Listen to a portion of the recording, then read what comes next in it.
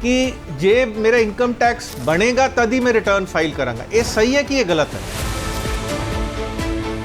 अगर किसी की इनकम 2.5 लाख से ज़्यादा है, टैक्स बने या ना बने, उसे रिटर्न भरना 2.5 लाख पे जरूरी है। ओल्ड टैक्स रजीम दे स्लैब दस दियो तो न्यू टैक्स रजीम दे स्लैब दस। ओल्ड टैक्स रजीम में 2.5 लाख रुपए तक कोई टैक्स नहीं देना है। न्यू टैक्स रजीम में पहले 3 लाख रुपए पर कोई टैक्स नहीं लगना है। एक होंदा जी टैक्स प्लानिंग, एक होंदा टैक्स चोरी या टैक्स इवेजन। इनकम टैक्स में टैक्स प्लानिंग अलाउ है, टैक्स इवेजन नहीं है। टैक्स इवेजन क्राइम है। कितना क फर्क पैंदा तुहाडी इनकम टैक्स रिटर्न दा लोन लेने लई? बैंक के लिए, एक इंस्टीट्यूशन के लिए लोन तभी देना पॉसिबल है जब वो किसी की इनकम को असेस कर सके। किसी आदमी ने अपनी ITR ही फाइल नहीं करी तो उसकी इनकम टैक्स कोई कैसे कैलकुलेट कर सकता है? कित्थे लावां पैसा, presented by SBI Mutual Fund, a partner for life।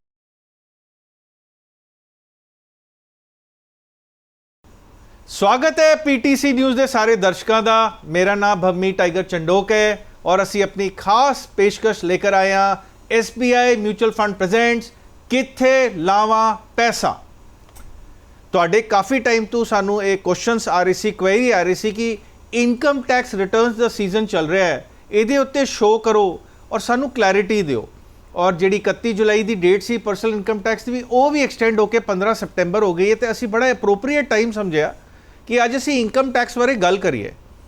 देश की जिन्नी आबादी है जी उहदा 6.5% लोग ही इनकम टैक्स रिटर्न फाइल करते हैं और केवल 2% लोग इहो जे ने जिहड़े इनकम टैक्स वाकई च दे रहे हैं। पिछले साल यानी कि फाइनैंशियल ईयर 23-24 की मैं जे गल करा, कॉरपोरेट टैक्स और इनकम टैक्स मिला के तकरीबन 19,60,000 करोड़ का पैसा इकट्ठा होया। तो अज असी ये बारे गल करांगे कि सानू इंपैक्ट किदा करदा है, किहड़ी रजीम लेनी है, कित्थे इनकम टैक्स का सानू फायदा मिल सकता है। ये लिए असी खास मेहमान अपने एक चार्टर्ड अकाउंटेंट बुलाए हुए ने, श्री अमित शर्मा जी। अमित शर्मा जी का 20 साल तो ज़्यादा इस इंडस्ट्री का एक्सपीरियंस है और ये साडे नाल अपने शो च अपने थॉट्स नू शेयर करनगे। अमित जी, तुहाडा साडे शो च खास स्वागत है। Thank you PTC news and tiger. एक मैं अपने व्यूअर्स नू एक चीज़ क्लैरिटी देना चाहांगा कि साडा शो अज एक नॉलेज ते इन्फॉर्मेशन बेस्ड है। जे तुसी स्पेसिफिक इनकम टैक्स की कोई राय लेनी है तो अपनी टैक्स कंसलटेंट को जरूर जाओ। अमित जी, मेरा तुहाडे तो सब तो पहले एक मूल दा क्वेश्चन है, ये इनकम टैक्स रिटर्न फाइल करनी है कि ये इंपॉर्टेंट है? टाइगर, इनकम टैक्स रिटर्न भरना बहुत ही इंपॉर्टेंट काम है। एक कंट्री को कैसे पता चलेगा कि उसके सिटीजन की कितनी इनकम है? उसके लिए सिर्फ उसके पास एक ही मीडियम है, ITR। कोई भी आदमी जब अपनी ITR भरता है उससे ही गवर्नमेंट को पता चलता है कि उसकी टोटल सिटीजन की कितनी इनकम हो रही है और कितना उसका टैक्स से कमाई हो रही है जिसका पब्लिक के लिए वो यूज़ कर सकती है।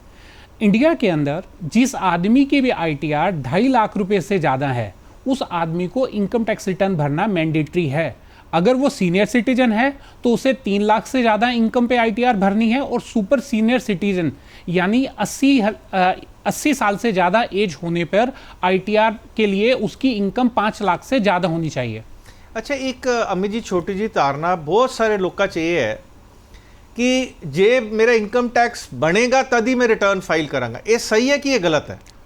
ITR भरना किसी के लिए ज़रूरी तब है जब उसकी इनकम टैक्स एक्ट में जो एक थ्रेशोल्ड लिमिट बताई गई है 2.5 लाख रुपए।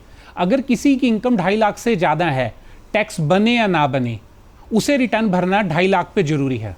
जी, ये बहुत इंपॉर्टेंट एक अमित जी ने गल आखी है। मैं चाहूँगा व्यूअर्स नोट करन कि जे तुहाडी इनकम टैक्स रिटर्न नहीं बनती, ਇਹਦਾ मतलब ये नहीं कि तुसीं इनकम टैक्स रिटर्न फाइल ना करो, तद भी जे तुहाडे कोल पैन कार्ड है तो इनकम टैक्स रिटर्न फाइल कर सकते हो। थैंक यू अमित जी एक क्लैरिटी देने लई। बड़ा इंपॉर्टेंट क्वेश्चन है। बड़े सारे सैलरीड लोग होंगे, उन्होंने TDS कट जाता है। मेरा इस तो भी इंपॉर्टेंट सवाल अमित जी तुहानू ये है, सरकार नू किदां पता लगता है कि मेरी इनकम कितनी हुई है और मैनू इनकम टैक्स रिटर्न किदां भरना चाहिए ते कितना भरना चाहिए? टाइगर, गवर्नमेंट के पास बहुत से ऐसे साधन हैं।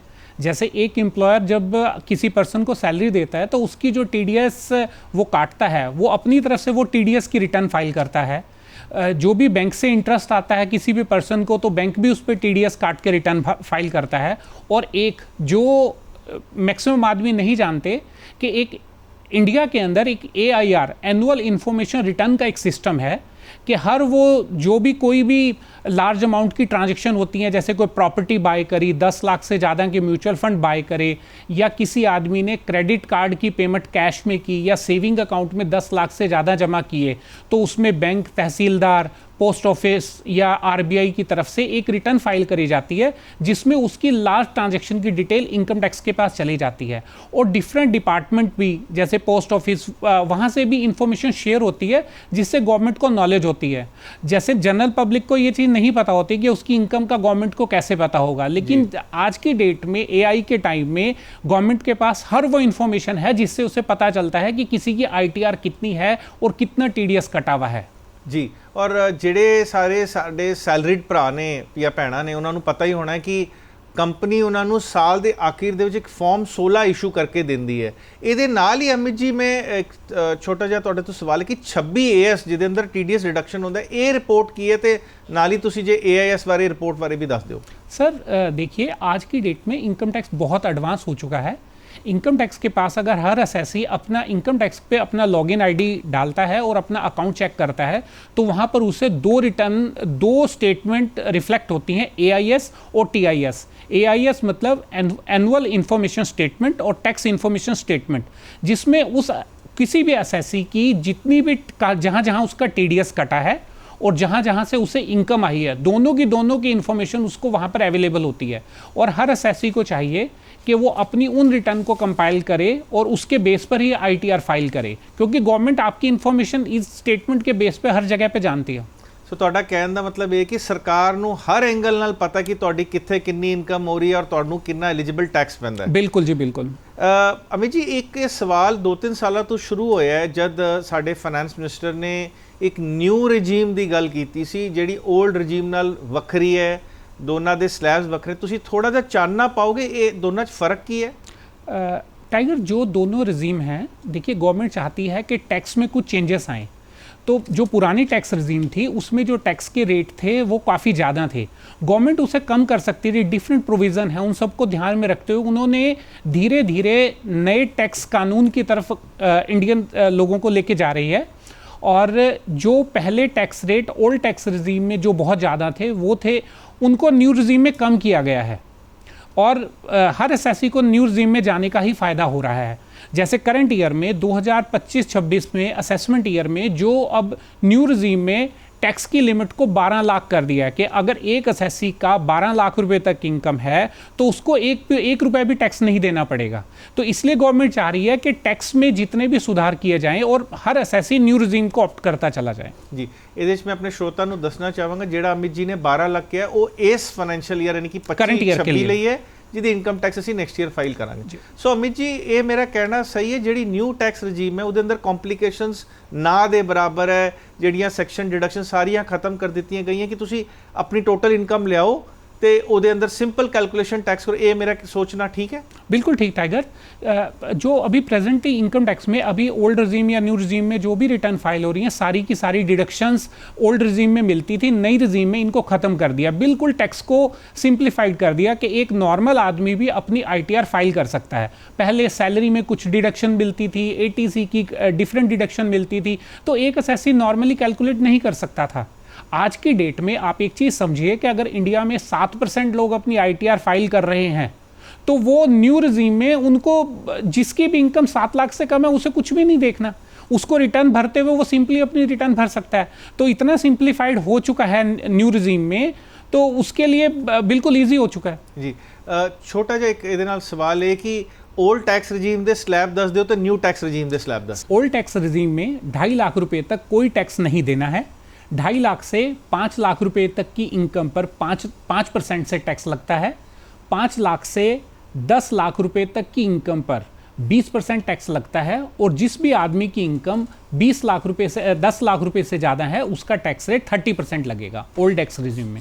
न्यू टैक्स रजीम में पहले 3 लाख रुपए पर कोई टैक्स नहीं लगना है, 3 लाख रुपए से लेकर 7 लाख रुपए तक की इनकम पर जो टैक्स रेट है वो 5%, 7 लाख से 10 लाख रुपए तक की इनकम पर टैक्स रेट है 10%, 10 लाख से 12 लाख की इनकम पर टैक्स है 15%, 12 लाख से 15 लाख रुपए तक की इनकम पर टैक्स रेट है 20% और 15 लाख रुपए से ज़्यादा की इनकम पर जो टैक्स रेट है वो 30% है। जी अमित जी बस एक चीज़ दसो, जेड़ा कोई आम इंसान इनकम टैक्स रिटर्न फाइल कर रहा है वो भावें टैक्स कंसल्टेंट को जाए खुद करे, वो डिसाइड किदा करे कि उसके लिए ओल्ड रजीम चंगी है कि न्यू रजीम चंगी है? देखिए सर, जैसे पहले भी बात हम कर चुके हैं, जिस आदमी की एग्जम्पशंस या जिस आदमी की डिडक्शंस ज़्यादा हैं, जिसने एटीसी में सेविंग किया है, हाउसिंग लोन इंटरेस्ट लिया है, और उस आदमी को पुरानी स्कीम में जाने का बेनिफिट है, अदरवाइज उसे न्यू स्कीम में ही टैक्स रेट कम पड़ेगा। जी एक ਇਹਦੇ ਨਾਲ ਹੀ ਰਿਲੇਟਡ ਸਵਾਲ ਹੈ ਮੇਰੇ ਖਿਆਲ ਨਾਲ, ਸਾਡੇ श्रोता भी सोच रहे होंगे कि सपोज वो 1 साल ओल्ड रजीम 'ਚ ਹੈ, ਫਿਰ ਉਹਨਾਂ ਨੂੰ ਬੈਨੀਫਿਟ ਨਿਊ ਰਜੀਮ 'ਚ ਲੱਗਿਆ, ਉਹਨਾਂ ਨੂੰ ਅਗਲੇ ਸਾਲ ਲੱਗ ਰਿਹਾ ਹੈ ਕਿ ਅਸੀਂ ओल्ड रजीम, ਇਹ ਅਦਲਾ ਬਦਲੀ ਅਲਾउड है, सरकार ये अलाउ कर दी है? टाइगर, इसमें गवर्नमेंट ने कुछ रूलिंग बनाई है, जो आदमी बिजनेस एंड प्रोफेशन की इनकम के अलावा सैलरी इनकम वगैरह है वो जब चाहे तब स्विच कर सकता है, लेकिन जो बिजनेस प्रोफेशन वाला है वो एक ही बार ओल्ड से न्यू में स्विच करेगा, उसको एक बार से ज़्यादा के लिए गवर्नमेंट ने अभी तक परमिशन नहीं दी है। जी ये बहुत इंपॉर्टेंट चीज़ अमित जी ने आखी है कि an individual can change between new and old regime as per their wish, लेकिन जिदी इनकम बिजनेस तो आ रही है और अपना पर्सनल इनकम टैक्स भर रहे हो वो एक कोई बारी रजीम चेंज कर सकते हैं। Thank you Amit ji for clarity. Amit ji कई लोग किसी कारणवश नाल ट्रैवल कर रहे सी या कोई होर रीजन सी अपनी इनकम टैक्स रिटर्न नहीं फाइल की 1 साल या 2 साल दी, पहली गल तो कि वो फाइल कर सकते हैं और इसकी कोई पेनल्टी भी होती है नाल? देखिए, अगर इनकम टैक्स की रिटर्न नहीं भरी जाती तो नॉर्मली 1000 और 5000 की इनकम टैक्स एक्ट में पेनल्टी लगाई गई है, लेकिन अगर आप ड्यू डेट पर या 31 दिसंबर तक असेसमेंट ईयर में अपनी रिटर्न ना भरें तो वो आदमी, अब इनकम टैक्स ने एक नया प्रोविज़न निकाले हैं कि जिस असेसमेंट ईयर कि आपने ITR रिटर्न भरनी थी वहाँ पर आपने रिटर्न नहीं भरी तो उसके 24 मंथ तक यानी 2 साल तक आप अपनी दोबारा से रिटर्न भर सकते हैं। लेकिन ये जे सपोज किसी का कोई कैपिटल लॉस होया या कुछ वो आगे ऑफसेट कर सकता है कि नहीं, वो जो नहीं किया टाइम से तो फिर वो खत्म हो जाता है? देखिए, जिसने भी रिटर्न टाइमली नहीं भरी उसको कैपिटल लॉस को कैरी फॉरवर्ड करना इनकम टैक्स ने परमिशन नहीं दी है और वो अपना रिफंड भी क्लेम नहीं कर सकते हैं। इनकम टैक्स की रिटर्न इनकम टैक्स ने तभी आपको छूट दी है कि जिससे उनका टैक्स बढ़े। जी, रिफंड वाले आदमी को ये आज की डेट में ये स्कीम का बेनिफिट नहीं अवेलेबल है। जी सो ये बड़ी इंपॉर्टेंट गल है ਜਿਹੜੇ सीए साहब ने आखी कि तुसी जरूर अपने पुराने रिटर्न्स विद सम पेनल्टी भर सकते हो, लेकिन जे तुहाडे कोई कैपिटल लॉस है, जे तुसी टाइम सिर नहीं भरोगे तो वो तुसी अपने हाथ तो बैठोगे। अमित जी ये ना असी वर्ड सुनते हैं फाइनेंशियल ईयर असेसमेंट, ये दोनों च फर्क की एक बार डेट वाइज समझाओ जेड़ा ये साल चल रहा है ताकि साडे दर्शकों को क्लैरिटी हो इहदे बारे। इनकम टैक्स में जहाँ भी ईयर्स की बात करेगी वहाँ पर 2 ईयर्स का 2 तरह से ईयर्स बताए जाते हैं, एक प्रीवियस ईयर और एक असेसमेंट ईयर। जिस साल की हम ITR भर रहे होते हैं वो ईयर होते कहलाता है फाइनेंशियल ईयर प्रीवियस ईयर, और जिस साल में उसकी रिटर्न का टैक्स जमा किया जाता है वो होता है असेसमेंट ईयर। यानी जो इस साल हमने रिटर्न भरनी है वो हम भर रहे हैं, उसका प्रीवियस ईयर है जो वो 24-25 यानी 1 अप्रैल 24 से 31/3/25 ये फाइनेंशियल ईयर मेरा प्रीवियस ईयर है। और जो जिसकी मैं रिटर्न भरूंगा अब वो शुरू होगा 1 अप्रैल 25 से 31 मार्च 26 तक, इसको मैं असेसमेंट ईयर करूंगा। यानी पिछले साल की इनकम जिस साल में मैं भर रहा हूं वो असेसमेंट ईयर होता है। जी सो ਇਹਦਾ मतलब फाइनेंशियल ईयर 1 साल छोटा ਹੁੰਦਾ ਅਸੈਸਮੈਂਟ ईयर तो थैंक यू अमित जी।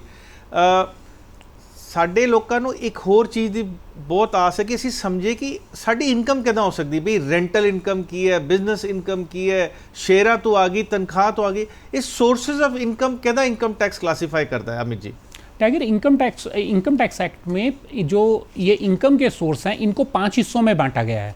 सबसे पहला सैलरी इनकम, दूसरा हाउस प्रॉपर्टी इनकम यानी जो आपको रेंटल इनकम मिलती है वो हाउस प्रॉपर्टी में टैक्सेबल होती है।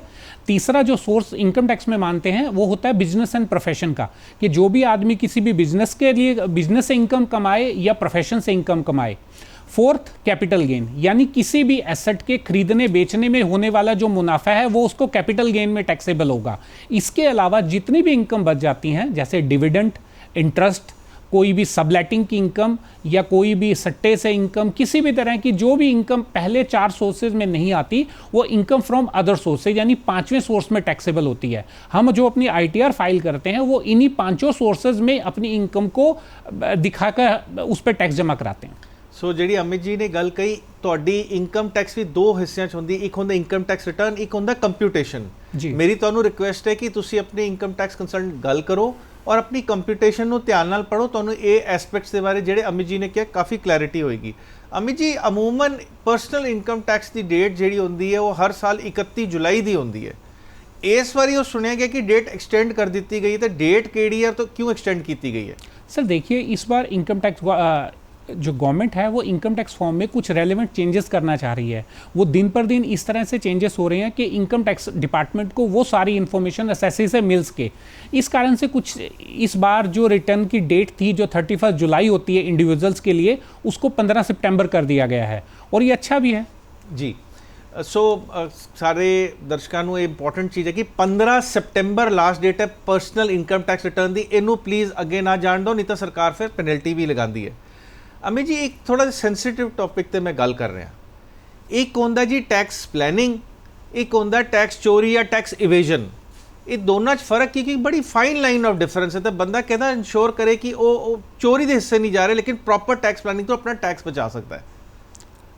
अगर इसको सिंपल लैंग्वेज में टाइगर बताया जाता है, टैक्स इवेजन हो गया है कि आपने अपनी इनकम का 50,000, मान लीजिए आपको 50,000 की कोई इनकम हो रही है, आपने कोई गलत खर्चा अपनी ITR में दिखा के उस प्रॉफिट को 50,000 को आपने 40,000 कर दिया, तो यह है टैक्स इवेजन। और अगर आपने इनकम टैक्स में 80C में कोई डिडक्शन क्लेम यानी टैक्स को कम करने के लिए आपने किसी जगह पे FD कराई है या LIC प्रीमियम दिया है, वहाँ पर आपने 10,000 रुपये वो जमा करने पे अपनी 10,000 की टैक्सेबल इनकम को कम किया है, तो ये है टैक्स प्लानिंग। इनकम टैक्स में टैक्स प्लानिंग अलाउ है, टैक्स इवेजन नहीं है। टैक्स इवेजन क्राइम है और टैक्स प्लानिंग इनकम टैक्स में परमिसिबल है। और एक अच्छा करदाता के लिए ये ज़रूरी भी होता है कि किसी भी तरह से वो प्लानिंग करे, एक टैक्स कंसल्टेंट से बात करे, खुद समझे कि जिस तरह से इनकम टैक्स में हमें छूट दी गई उसका बेनिफिट उठाए, तो वो इनकम टैक्स अवॉइड ना करके इनकम टैक्स प्लान करे। जी अमित जी, तुसी गल कीती कि जे किसी ने income tax return late file की तो पेनल्टी नाल फाइल कर सकता है। इंपॉर्टेंट क्वेश्चन ये है कि किसी ने अपनी लास्ट डेट जी 31 जुलाई होंगी है, इस बारी 15 सितंबर, उस तो पहले इनकम टैक्स रिटर्न तो फाइल कर दी, लेकिन कोई चीज़ ओवरसाइट नाल रह गई या बाद च कोई इनकम का ध्यान है कि वो रिवाइज भी कर सकता है अपनी इनकम टैक्स रिटर्न? बिल्कुल कर सकते हैं टाइगर। अगर कोई भी किसी आदमी ने अपनी रिटर्न ड्यू डेट पे भरी है, ड्यू डेट मतलब जैसे 31 जुलाई रिटर्न भरने की लास्ट डेट है नॉर्मल सर्कमस्टांसेस में, तो वो अपनी रिटर्न को असेसमेंट ईयर के 1 साल तक अपनी रिटर्न को रिवाइज कर सकता है। ये इनकम टैक्स में उसको बेनिफिट दिया गया है। जी अमित जी, एक आम इंसान की गल करिए ना, या तो वो छोटा लघु कोई उद्योग चला रहा है या तनख्वाहां दे विच है, और हर इंसान नू लोन लेना होंदा है, और सब तो इंपॉर्टेंट लोन अमित जी एक इंसान की अपनी जिंदगी च आंदा है होम लोन। जब तुसी होम लोन लेन जाते हो तो वो कहता जी 3 साल की रिटर्न दो, कि कितना क फर्क पैंदा तुहाडी इनकम टैक्स रिटर्न का लोन लेने लई, कहता तुसी चंगा लोन ले सकते हो और अपना ट्रैक रिकॉर्ड बनाने लई? टाइगर, एक बैंक के लिए, एक इंस्टीट्यूशन के लिए लोन तभी देना पॉसिबल है जब वो किसी की इनकम को असेस कर सके कि एक आदमी की रीपेमेंट कैपेसिटी तभी पता चलेगी उसकी इनकम कैसे है। अगर वो कोई किसी आदमी ने अपनी ITR ही फाइल नहीं करी तो उसकी इनकम टैक्स कोई कैसे कैलकुलेट कर सकता है? अपनी इनकम टैक्स रिटर्न भरने के बाद ही तो वो दूसरों को बता सकता है कि मेरी ITR इतनी है या इनकम इतनी है। तो बैंक वालों के लिए ईजी होता है कि उसकी ITR के बेस पे और अदर जितनी भी वो इन्फॉर्मेशन चाहते हैं उनके बेस पर वो पता लगा सकते हैं कि कितनी किसी आदमी की रीपेमेंट कैपेसिटी कितनी है, लोन तभी वो दे सकते हैं उस पर। जी, सो सैलरीड इनकम जिन्हों की आ रही है या हस्बैंड वाइफ काम कर रहे हैं या फादर काम कर, उन्होंने तो इनकम पूरी TDS कट के आ रही है। ये मेरी स्पैशल सलाह अपने बिजनेस साथियों ਲਈ हैगी है ਜਿਹੜੇ कदी थोड़ा इनकम टैक्स कट रिटर्न देने हैं, उन्होंने ये समझना पएगा जे तुहाडी इनकम टैक्स रिटर्न हेल्दी होएगी तो लोन भी वधिया मिलणगे। अमित जी, मेरा सही तरीके से इशारा है? बिल्कुल जी, बिल्कुल जी। ਅਮਿਤ ਜੀ ਕਿਉਂਕਿ ਹਲੇ ਵੀ ਬਹੁਤ ਸਾਰੇ ਲੋਕੀ ਜਿਹੜੇ 올ਡ ਇਨਕਮ ਟੈਕਸ ਰਜੀਮ ਤੋਂ ਫਾਈਲ ਕਰੇ, ਤੁਸੀਂ ਘਰਾਂ ਜਾਓ ਕਹਿਣਗੇ ਜੀ ਅਸੀਂ 1.5 ਲੱਖ ਰੁਪਏ ਦਾ PPF ਕਰਤਾ, ਬੱਚਿਆਂ ਦੀ ਟਿਊਸ਼ਨ ਫੀਸ ਦੇਤੀ ਜਾਂ ਇੰਸ਼ੋਰੈਂਸ ਦੇ ਪ੍ਰੀਮੀਅਮ ਦੇਤਾ। ਥੋੜੇ ਮੇਨ सेक्शन ओल्ड रजीम ਦੇ ਕਿਹੜੇ ਹੈਗੇ ਨੇ ਉਹ ਪਲੀਜ਼ ਤੁਹਾਨੂੰ ਥੋੜਾ ਜਿਹਾ ਗਿਆਨ कराओ। देखिए जो नॉर्मली ओल्ड रजीम में 80C में जो डिडक्शंस अवेलेबल थी वो हैं, एक व्यक्ति ने किसी भी अपनी फैमिली के लिए कोई LIC, अपनी डिपेंडेंट फैमिली मेम्बर्स के लिए LIC का भुगतान करा है, कोई मेडिक्लेम पॉलिसी पे करी है, कोई अपनी एजुकेशन के लिए लोन लिया है वो, या कोई स्पेसिफाइड डोनेशंस दिए हैं या PPF में डिपॉजिट करा है। यही एक मेजर ऐसी थी, लेकिन न्यू रजीम में अब ऐसा कोई भी बेनिफिट अवेलेबल नहीं है, ये सिर्फ ओल्ड रजीम में ही अवेलेबल है। मतलब जिवें असीं गल करते सी 80C ਦੀ 1.5 ਲੱਖ 80D ਦੀ 25,000 ਜਾਂ 50,000 ਜਦ ਸੀਨੀਅਰ ਸਿਟੀਜ਼ਨ ਹੁੰਦਾ ਸੀ, ਇਹ ਸਾਰੀਆਂ ਹਲੇ ਵੀ ਅਵੇਲੇਬਲ ਹੈ ਜੇ ਕੋਈ 올ਡ ਰਜੀਮ 'ਚ ਹੈਗਾ 24B home loan the benefit. But Amit ਜੀ ਇੱਕ ਇਹ ਵੀ ਤਾਂ ਪ੍ਰਾਵਧਾਨ ਕੀਤਾ ਗਿਆ ਕਿ ਨਿਊ ਰਜੀਮ ਦੇ ਵਿੱਚ हले भी ये कहा गया कि सैलरीड लोगों को कोई डिडक्शन दी जाती है, वो कितना अमाउंट है अमित जी? सर न्यू रजीम में और ओल्ड रजीम में दोनों में ही एक स्टैंडर्ड डिडक्शन मिलती है जो भी सैलरी एम्प्लॉय है। ओल्ड रजीम में वो जो स्टैंडर्ड डिडक्शन थी वो 50,000 थी और न्यू रजीम में उसको बेनिफिट को बढ़ाकर 75,000 कर दिया है। जी अमित जी असी लास्ट ईयर देखिया सी साडे फाइनेंस मिनिस्टर ने कुछ कैपिटल गेन्स चेंज किए सी और ਜਿਹੜੇ ਸਾਡੇ ਪੰਜਾਬ ਦੇ ਬਹੁਤ ਸਾਰੇ ਲੋਕੀ ਜਿਹੜੇ ਜ਼ਮੀਨ ਖਰੀਦਦੇ ਆ घर खरीदते हैं वो कहते कुछ इनकम टैक्स की किहड़ी इंडैक्सेशन की प्रोविजन सी वो खत्म कर दी गई है। प्लीज़ थोड़ा ये इंपॉर्टेंट क्वेश्चन ते चानना पाओ सानू। जी टाइगर, जो भी एसेट आपने 23 जुलाई से पहले खरीदी है आपको दोनों बेनिफिट हैं कि या तो आप उस पर 12.5 यानी 12.5% से टैक्स दीजिए या इंडेक्सेशन के बेनिफिट से पुराना 20% का टैक्स रेट दीजिए। लेकिन अगर कोई भी एसेट आपने 23 जुलाई 2024 के बाद परचेज करी है तो उस पर आपको इंडेक्सेशन का बेनिफिट अब नहीं मिलेगा। आपको सीधा यानी जितने में कोई भी चीज़ कोई भी आपने एसेट बाय करी है और बेची है उसके डिफरेंस पे अब आपको 12.5 यानी 12.5% से टैक्स देना पड़ेगा। जी से जे मैं एग्जाम्पल नाल गल करा अमित जी, किसी ने 23 जुलाई 2024 तो पहला प्रॉपर्टी लीती है, समझो 1 जनवरी 2023 च लीती सी 50 ਲੱਖ ਦੀ और वो 3 या 4 साल बाद 1 ਕਰੋੜ ਦੀ बेचा तो उन्होंने ਜਿਹੜਾ 50 ਲੱਖ ਦਾ गेन होया है, एक तो वो कोल ऑप्शन है कि 50 ਲੱਖ ਦੇ ਉੱਤੇ 12.5% ਦਾ टैक्स दे देवे या इंडेक्सेशन तो कैलकुलेट करके टैक्स कैलकुलेट कर ले और 20% दे देवे। ये ठीक कह रहे हैं जी? बिल्कुल बिल्कुल आप सही कह रहे हैं। और जे मैं हुण न्यू रजीम की गल करा, जे किसी ने 23 जुलाई 2024 के बाद प्रॉपर्टी लीती 50 ਲੱਖ ਦੀ और 5 साल बाद समझो 1 ਕਰੋੜ ਦੀ बेच रहा है तो वो 50 ਲੱਖ ਦੇ ਉੱਤੇ ਸਿੱਧਾ ਉਹਨੂੰ 12.5% ਦਾ कैपिटल गेन्स टैक्स लग जाएगा। ये मैं ठीक कह रहा? बिल्कुल बिल्कुल ऐसा ही जी। ਜਿਹੜੇ ਇੱਕ ਹੋਰ ਸਾਡਾ ਬਹੁਤ ਇੰਪੋਰਟੈਂਟ ਚੀਜ਼ ਆਂਦਾ, ਲੋਕੀ ਮਿਊਚੁਅਲ ਫੰਡ ਅੱਜਕੱਲ ਬਹੁਤ ਕਰ ਰਹੇ, ਇਕੁਇਟੀ ਸ਼ੇਅਰਾਂ 'ਚ ਬਹੁਤ ਇਨਵੈਸਟਮੈਂਟ ਕਰ ਰਹੇ, ਇਹਦੀ ਟੈਕਸੇਸ਼ਨ ਤੇ ਚਾਨਣਾ ਪਾਓ। ਲੌਂਗ ਟਰਮ शॉर्ट टर्म की होता है जी? टाइगर, इनकम टैक्स के अंदर आप जो भी म्यूचुअल फंड या शेयर 12 महीने से ज़्यादा होल्ड करते हैं उन पे जो बेचने पर आपको जो बेनिफिट होता है उस पे लॉन्ग टर्म कैपिटल गेन लगता है। और जब आपकी होल्डिंग 12 महीने से कम हो तो आपको शॉर्ट टर्म टैक्स लगता है। शॉर्ट टर्म कैपिटल गेन जो है उसका टैक्स रेट 20% है। लॉन्ग टर्म कैपिटल गेन पे जो आपका टैक्स रेट है वो 12.5% है। और मेरे ख्याल पहले 1.25 लाख के उत्ते कोई टैक्स भी नहीं जी है। जी जी लॉन्ग टर्म में गवर्नमेंट ने 1,25,000 रुपए की एक छूट दी हुई है। जी अमित जी, साडे बहुत सारे श्रोता ਉਹ ਜੇ ਨੇ ਜਿਹੜੇ ਫਿਕਸ ਡਿਪੋਜ਼ਿਟ 'ਚ ਪੈਸਾ ਪਾਉਂਦੇ ਆ ਜਾਂ ਸੀਨੀਅਰ ਸਿਟੀਜ਼ਨ ਨੇ ਜਿਹੜੇ ਪੋਸਟ ਆਫਿਸ ਸਕੀਮਾਂ 'ਚ ਪਾ ਕੇ ਆਪਣਾ ਇੰਟਰਸਟ ਲੈ ਰਹੇ ਨੇ, ਘਰ ਪਰਿਵਾਰ ਚਲਾ ਰਹੇ ਨੇ, ਜਾਂ ਬੌਂਡ ਤੋਂ ਇਹਨਾਂ ਨੂੰ ਇੰਟਰਸਟ ਆ ਗਿਆ ਜਾਂ ਕੋਈ ਕੈਪੀਟਲ ਗੇਨ ਲਿੱਤਾ, ਇਹਦੀ ਟੈਕਸੇਸ਼ਨ ਕਿੱਦਾਂ ਹੁੰਦੀ, ਇਹ ਕਿੱਥੇ ਐਡ ਅਪ ਹੁੰਦਾ है? ये टाइगर जो जितने भी तरह के इंटरेस्ट जो भी आपने बात करी है, जो भी पोस्ट ऑफिस से किसी भी तरह का इंटरेस्ट मिलता है या बैंक से इंटरेस्ट मिलता है, बॉन्ड से इंटरेस्ट मिलता है, ये सारे का सारा इनकम फ्रॉम अदर सोर्सेज वहाँ पर टैक्सेबल होता है। जो पुरानी रजीम है वहाँ पर सीनियर सिटीजन को 50,000 की FD पे इंटरेस्ट की छूट मिलती थी और सेविंग पे 10,000 रुपये की 80 TTA और 80 TTB मिलती थी। लेकिन न्यू रजीम में ये दोनों ही ख़त्म कर दी गई हैं। जी आखिर ਦੇ ਦੋ ਸਵਾਲ। ਇੱਕ, ਜਦ ਵੀ ਅਸੀਂ ਇਨਕਮ ਟੈਕਸ ਰਿਟਰਨ ਕੈਲਕੂਲੇਟ ਕਰਦੇ ਸੀ ਦੇਖਦੇ ਹਾਂ ਸਾਡਾ ਕੰਸਲਟੈਂਟ ਕੋਈ 4% ਐਜੂਕੇਸ਼ਨ ਸੈਸ ਲਾਂਦਾ ਹੈ, ਇਹ ਕੀ जब पूरा टैक्स कैलकुलेट उसके बाद लगता है, ये समझा सकते हो तुसी? जी बिल्कुल। जैसे एक किसी भी एसएससी के ऊपर जो टोटल टैक्स कैलकुलेट हुआ उसके ऊपर गवर्नमेंट ने एक 4% का एजुकेशन सेस लगाया हुआ है, education and health search education cess लगाया है जिसको 4% आपने टैक्स पे ही कैलकुलेट करना है।